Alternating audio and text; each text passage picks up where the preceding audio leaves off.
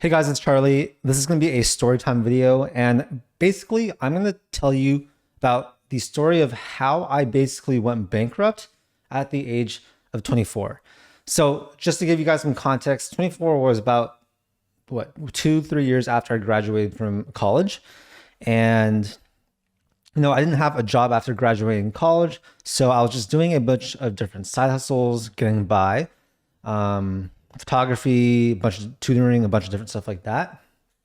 And I'd always been really interested in fitness, and I'd also been a working print model in LA. So I've been going on auditioning for a bunch of different clothing brands, and I thought it was super cool. So I was like, all right, I want to be an entrepreneur. I love fitness, right? I've been working out since I was like 13 years old.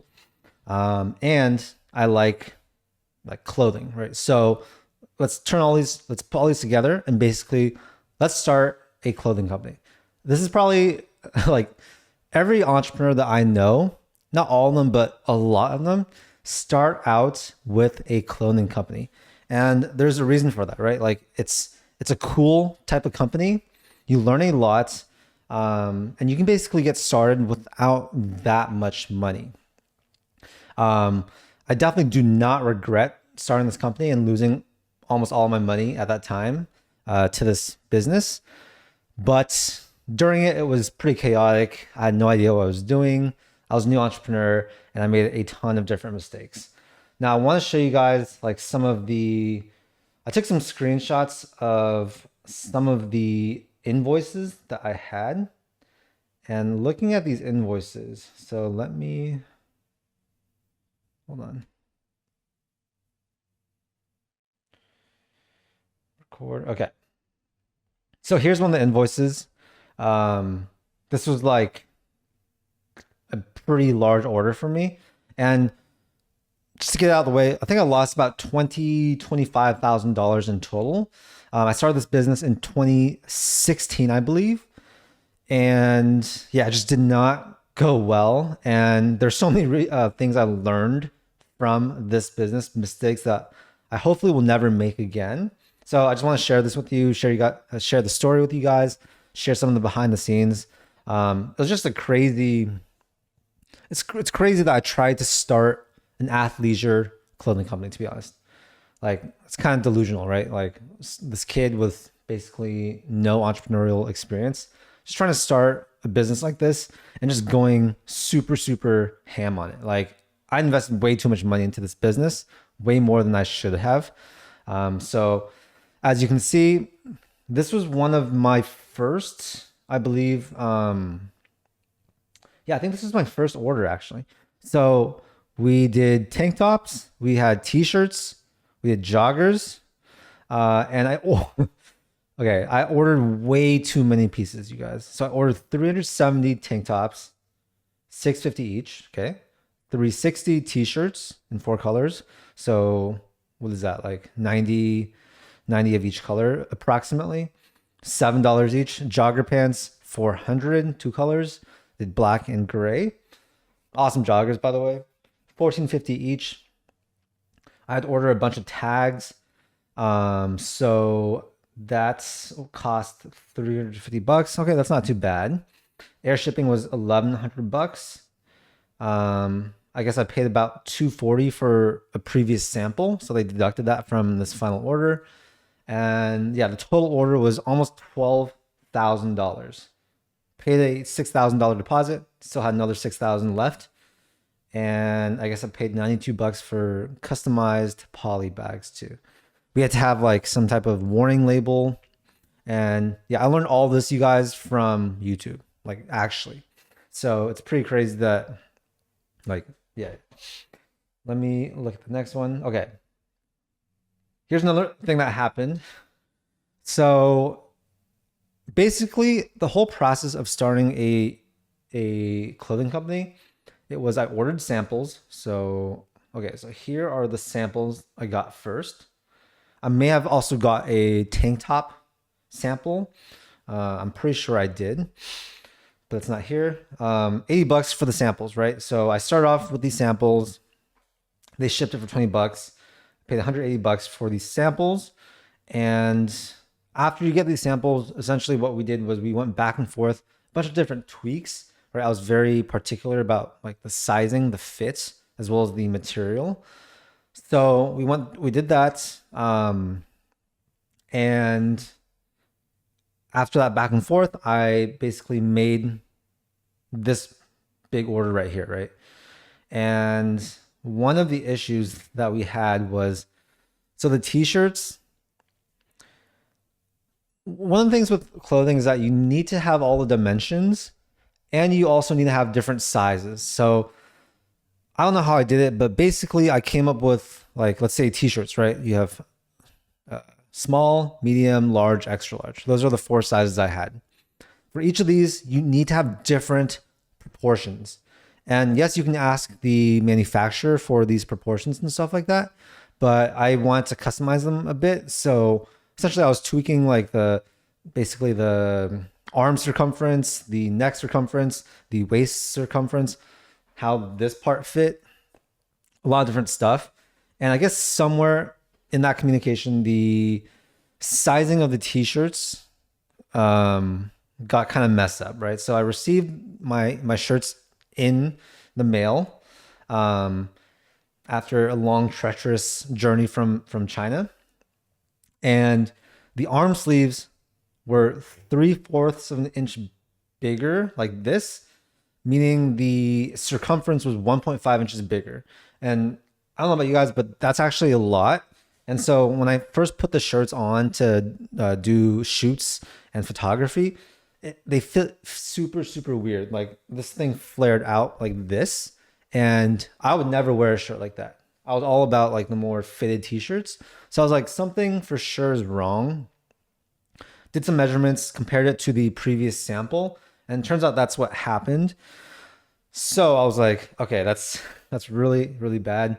I don't think I have the email communication, but we talked to them and they were nice about it. They were like, oh yeah, that was our, I think pattern maker or something, or some person on the team made a mistake and made it, 1.5 inches bigger.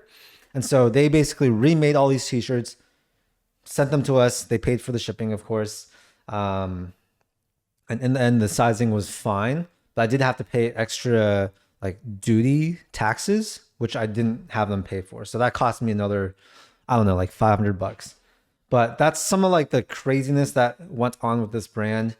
I essentially got way too excited, focused way too much on the product itself, and then just completely ignored the whole marketing aspect. Guys, when you start a business, like there's a lot of fun stuff, right? And the fun stuff is going to be like probably making the website. So I was really particular and meticulous about that. Getting the designs right, logos, right? Stuff like that. What they don't tell you is that the marketing is the only reason why your product is ever going to sell. And so I didn't really focus on the marketing at all. I did my own product photography, made my own website, hence learned a ton. But in terms of social media, in terms of actually getting people to know about the product, we did very, very little. And as a result, we barely sold anything. And the sales that we did make, they were mostly from my friends and family, or friends of friends who saw my friends wearing it. And there's very little like actual reach with the company. So as you can probably guess, we didn't sell many of our designs. I kept ordering more and more. I think for these 3 different things, tank tops, t-shirts, joggers, I didn't make any more orders, but for some reason, I decided to expand the line. I did like these sweaters, like these jackets for men. I decided to do women's clothing too. Doing like sports bras, leggings. What else? I did shorts for men. What else did I do? I think that's it. But for some reason, I just kept expanding the line and ordering more product instead of focusing on the marketing. And that absolutely bit me in the butt. We ended up having a storage unit full of clothing that was just sitting unsold, and I just couldn't move it. In the end, I decided like, okay, it's not worth it anymore. I'm gonna give up on this business, and I had lost about $25,000 of my own money. This is money that I made with photography, tutoring, modeling, a bunch of different side hustles like that. And at the time, it was a lot of money. Um, yeah, it was a lot of money. But yeah, I wanted to tell you guys about the story because I think every entrepreneur, they're gonna go through stuff like this, especially if you're starting out. You're not gonna be a good entrepreneur at the start, right? This is it's very, very rare. And the thing is, like, I didn't have any entrepreneur friends. And so I couldn't talk to anyone about what I was doing.